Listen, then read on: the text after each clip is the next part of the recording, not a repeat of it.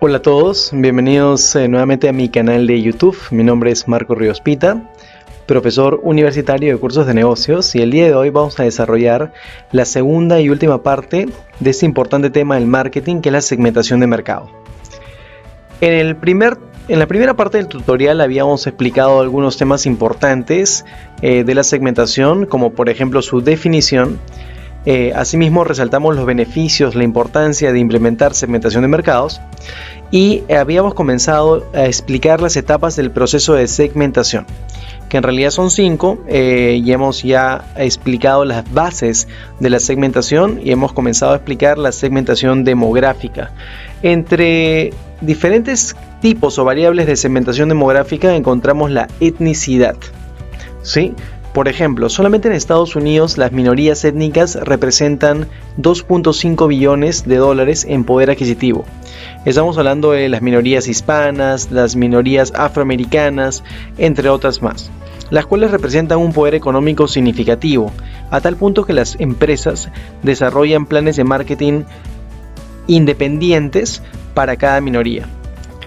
Ahora, eso puede representar múltiples beneficios. Digamos que el más saltante sería desarrollar un plan orientado y personalizado, pero el aspecto negativo es que se incurren en duplicidad de costos, y esto podría representar un problema importante para cualquier empresa, ¿sí? Ahora, sin embargo, el lado positivo es que en algunos países, como en Estados Unidos, existe una tasa creciente de relaciones mixtas y étnicas, es decir, que las próximas generaciones de consumidores tendrán menos prejuicios hacia las campañas minoristas. ¿Qué significa eso? Que no van a exigir necesariamente que se desarrollen campañas adaptadas a ellos, sino que simplemente van a aceptar unas campañas mucho más globales, mucho más masivas, lo cual para efectos de la compañía es un gasto menor, ¿no? Acá vamos a observar diferentes situaciones en las cuales se implementan estrategias de índole étnico. Por ejemplo, en Estados Unidos, nuevamente, y en otros países que tengan afluencias migratorias importantes, se crean contenidos de servicios y productos adaptados a las características de estos grupos, ¿no? Como por ejemplo sería un canal de televisión en español, ¿no? Para la habla hispana en Estados Unidos, o por ejemplo en el caso de Toyota, que en el mercado norteamericano desarrolla campañas orientadas a grupos de latinos, ¿no? Por ejemplo, dentro del grupo de latinos, que representan aproximadamente 50 millones de personas en Estados Unidos, el 60%, me atrevería a decir 65% de todos los latinos son mexicanos por, bueno, claros motivos, ¿no? El ser un país fronterizo da la posibilidad de que la migración sea mucho más intensa. Y ya observamos campañas de marketing orientadas o utilizando esta segmentación demográfica étnica. Allá por los años 70, 80 era muy evidente. Hoy en día esto se ha vuelto más convergente, ya no es tan evidente, seguramente porque el mundo se ha tornado mucho más globalizado. Asimismo, aparte de la segmentación demográfica étnica, también existe la segmentación psicográfica. Y la segmentación psicográfica se concentra en las actividades, intereses y opiniones de las personas. ¿Ok? Ahora, ¿se puede combinar la segmentación psicográfica con la demográfica o con datos demográficos? Por supuesto que sí. De hecho, cuando estamos hablando de la segmentación psicográfica, se identifican o se presentan 8 grupos o segmentos distintos. El grupo de personas que son conocidos como los innovadores, los thinkers, los pensadores, los triunfadores, los experimentadores, los creyentes, los luchadores, los creadores y los sobrevivientes. Características distintas entre cada uno de estos grupos, sin lugar a dudas. Las compañías, cuando son capaces de identificarlos, pueden desarrollar paquetes personalizados, adaptados a los deseos de cada uno de estos grupos dentro de este concepto de segmentación psicográfica, como por ejemplo sería el movimiento hipster, ¿no? El movimiento hipster se origina a inicios del 2000 y se han ido consolidando poco a poco en diferentes mercados, ¿no? Normalmente se presentaron o se originaron en mercados desarrollados, como el norteamericano, el europeo, pero poco a poco está llegando también a otros mercados como el asiático y el latinoamericano. Y las empresas que quieren tratar de atraer a este grupo nuevo, ¿no? Desarrollan productos con estilo vintage, ropa urbana, entre otros productos o servicios ad hoc para este tipo de público. También tenemos la segmentación basada en generaciones. Por ejemplo, los millennials compran distinto a sus padres o a sus abuelos. Tienen diferentes motivaciones.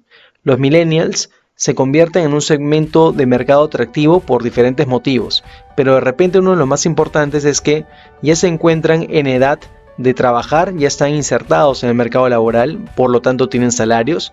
Segundo punto, por lo general los millennials tienen cierta reacción defensiva ante el compromiso del matrimonio, no creen mucho en tener hijos tampoco, por lo tanto que a diferencia de sus padres tienen menos compromisos económicos.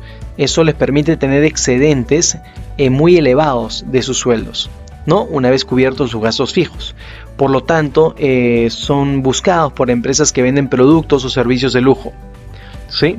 Los millennials también se convierten en una generación compasiva y prefieren comprar a marcas que tengan causas solidarias o que apoyen al medio ambiente. Por ejemplo, empresas que produzcan de manera consciente, de manera ética, que busquen no consumir recursos no renovables, que aporten teniendo una huella ecológica menor cada año en la medida que van reciclando y cambiando sus metodologías de producción. Y por otro lado también apoyar a las comunidades, a las personas con menos recursos. A eso nos referimos con causas o campañas solidarias. Esas estrategias son parte del approach, del perfil de responsabilidad social corporativa de las organizaciones, que hoy en día es obligatorio no solamente para las grandes empresas, sino para medianas y pequeñas. Por otro lado, ya que estamos hablando de los millennials disfrutan conectarse con marcas a través de las redes sociales, es decir, son muy interactivos. Entran a los websites, entran a los blogs, comentan, piden feedback, dan aportes, generan ideas, y esto es maravilloso para una empresa, porque de una manera muy fácil pueden obtener información valiosa que les permita afinar sus estrategias comerciales. Es decir, una empresa que tiene una página web con un chat box que permite recibir información de los clientes que navegan en ese website, clientes o no clientes, quienes naveguen en ese website, pues les va a permitir a las compañías crear estrategias mucho más aterrizadas, realistas y con mayores posibilidades de éxito. Asimismo, no quieren ser clientes pasivos, son muy activos, nuevamente relacionado al punto anterior, y asimismo son mucho más conscientes y aceptan diferencias de razas, clases sociales, orientaciones sexuales. Por lo tanto, se convierten ellos en grupos mucho más modernos en cuanto a mentalidad, ¿sí? Eso involucra que las empresas que quieren atraer a este grupo de compradores, los millennials, van a tener que adoptar un approach mucho más de apertura, como se ha originado en los últimos años, apoyando a los movimientos LGTB. Probablemente con fines lucrativos, sin lugar a dudas, porque son empresas con fines de lucro, pero si pueden apoyar a estos grupos, pues es una tendencia hoy en día en el mundo, sobre todo en países desarrollados. En países emergentes, debido a su tradicionalismo y diferencias culturales, se está implementando poco a poco este tipo de estrategias de parte de las organizaciones, de parte de las empresas. Asimismo, existe la segmentación geodemográfica, la cual es una combinación de elementos demográficos, geográficos y psicológicos. ¿Qué empresas utilizan este tipo de segmentación? Los colegios, las universidades, ellos utilizan geodemografía para localizar códigos postales de comunidades que coinciden con perfiles particulares de estudiantes que la empresa está intentando obtener. ¿Sí? Esto se presenta en cualquier mercado en el mundo. Asimismo, existe la segmentación de beneficios. ¿Qué significa la segmentación de beneficios? Básicamente concentra a un grupo de personas que están buscando las ventajas, el producto final de lo que sería adquirir un bien o un servicio. Por ejemplo, las cadenas de gimnasios utilizan muchísimo este tipo de segmentación, mostrando al nuevo inscrito el producto final o en lo que ellos se pueden convertir, que sería una persona muy saludable de apariencia, como diríamos fit. Y asimismo compañías que venden productos orgánicos. ¿Qué tipo de publicidad utilizan? Bueno, publicidad en la que se ve una persona muy saludable, sea hombre o mujer o niño. Por lo tanto, también utilizan segmentación de beneficios. Otros ejemplos más de segmentación de beneficios: todas las empresas que desarrollan nuevamente actividades deportivas, yoga, ese tipo de ejercicios, y asimismo empresas que produzcan bienes saludables, orgánicos, que ayuden a que una persona pueda llevar un estilo de vida saludable completo, no solamente con ejercicios, sino también con nutrición o alimentación. Y nos vamos a otro tipo de segmentación, que es conocida como la segmentación de uso. Las empresas que utilizan una segmentación de uso claramente pueden identificar a los usuarios frecuentes para ellos, usuarios promedio, usuarios ocasionales y aquellas personas que no son usuarios aún. El objetivo de la segmentación de uso es tratar de demostrar o proporcionar el más alto nivel de servicio a los mejores clientes, a los usuarios frecuentes, mientras promocionan su marca con la intención de que los usuarios promedio, ocasionales o no usuarios busquen adquirir ese paquete o ese plan que tienen los usuarios frecuentes, que evidentemente pues cuesta más. Por ejemplo, ¿qué empresas utilizan segmentación de uso? Las aerolíneas marcan una distancia muy clara entre viajar en primera clase versus viajar en coach o en clase económica, mostrando los beneficios de lo que es viajar en primera clase, como se puede observar en esta imagen, para tratar de persuadir cada vez a más personas de la clase económica o coach para que hagan un upgrade y se conviertan en clientes de primera clase, ¿sí? Muchas otras empresas utilizan este tipo de segmentación, como los bancos, las instituciones financieras, ¿sí? ¿Y por qué motivo? Porque se sabe que existe una ley conocida como la ley de Pareto, en la que el 10 o el 30% de los clientes de la empresa generan entre el 70 y el 90% de las ventas totales. La idea es que cada vez este grupo de clientes de alto valor se vea incrementado, ¿no? Que crezca en el tiempo para beneficio de la compañía. Otros ejemplos de lo que sería segmentación de uso. Y también existe, aparte del business to consumer o la segmentación que utilizan las empresas para atraer a las personas, existe también el business to business o empresa que le vende a otra empresa. Y también existe segmentación de mercado de empresa a empresa, curiosamente. No tan amplio o diverso como empresa a persona, pero existe segmentación por industria. Existe segmentación por tamaño de negocio, por ubicación geográfica, por uso del producto y por valor del cliente. Es muy interesante. Por ejemplo, la segmentación por tamaño de negocio, ¿qué significa? Que si tu empresa le va a vender a otra empresa, si la empresa a quien le quieres vender es grande, con muchísimos empleados, le vas a ofrecer un plan más atractivo, ¿no? En términos económicos, mientras que una empresa pequeña probablemente va a tener precios más altos, ¿no? Que van a tener que pagar por su naturaleza, ¿no? De ser una empresa pequeña con pocos empleados. ¿Qué empresas utilizan ese tipo de segmentación por tamaño de negocio? Las empresas aseguradoras, ¿no? Las empresas aseguradoras, ¿no? De planes médicos, de vida, etcétera. El tercer paso del proceso de segmentación, una vez que ya hemos elegido la base de la segmentación, sea demográfica u otra, es desarrollar el perfil de los segmentos. ¿En qué consiste esto? Consiste en describir cada uno de los segmentos resultantes. Y para ello se desarrolla el perfil del segmento, en el cual se deben incluir las siguientes características, ¿no? Características demográficas, características psicográficas, características geográficas, una combinación de las anteriores u otras más. En este caso se crearon dos perfiles. el perfil 1, el perfil 2. Y las características son distintas, ¿no? Por ejemplo, la edad y género cambia. En un caso son mujeres de 18 a 35 años, en el otro caso, en perfil 2, mujeres de 20 a 50 años. Las clases sociales a las cuales se busca atender varían también en estos dos perfiles, que es un ejemplo, en realidad es una prueba. Se ha inventado este ejemplo para que se entienda cuáles son los elementos que se deben incluir. Las clases sociales pueden variar, la tasa de usabilidad, ¿no? También puede variar, ¿no? Acá en el perfil 1 la tasa de uso son los fines de semana, en el perfil 2 son todos los días. En el paso 4 se desarrolla la evaluación de los segmentos. Es decir, que antes de elegir un segmento, tú tienes, digamos que segmentos potenciales a quienes te podrías dirigir, pero vas a evaluarlos para tomar la decisión de a quién finalmente te vas a dirigir. ¿Hay empresas que se dirigen a más de un segmento? Claro que sí, por supuesto.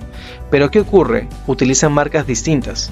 Es la misma empresa, pero con marcas distintas. Un ejemplo, profesor, simple. La cadena de cines Cineplanet, acá en el Perú, para la clase media convencional tiene el Cineplanet regular, pero para las clases más altas y que tienen un nivel o que buscan un nivel de confort superior, tienen otra versión de cine que es Cineplanet Prime, ¿sí? Del mismo modo, una empresa fabricante de vehículos como Volkswagen desarrolla automóviles muy básicos, la marca Skoda, que es para las personas de bajos recursos. Para la clase media, los diferentes modelos de Volkswagen. Para la clase alta tienen a Porsche, tienen a Audi, y este ejemplo aplica para múltiples empresas en diferentes industrias, ¿sí? En este caso, los criterios utilizados en la evaluación de segmentos fueron la identificación, el potencial del segmento, la accesibilidad y la estabilidad, ¿no? Y en base a ello, aparentemente, entre los dos perfiles mencionados en el slide anterior, aparentemente se quieren dirigir a aquellos grupos que se encuentran en un clima cálido, mujeres entre 20 y 50 años, de clase social media y media baja, pero que utilicen el producto todos los días. ¿Cuál era el producto que se señaló en la primera parte del tutorial? Era jugos instantáneos. Y en el paso 5, que sería el paso final de este proceso de segmentación, que nuevamente aplica a diferentes tipos de productos, diferentes industrias, en el paso 5 finalmente se selecciona el mercado objetivo, a quienes finalmente la compañía se va a dirigir con la implementación del marketing mix.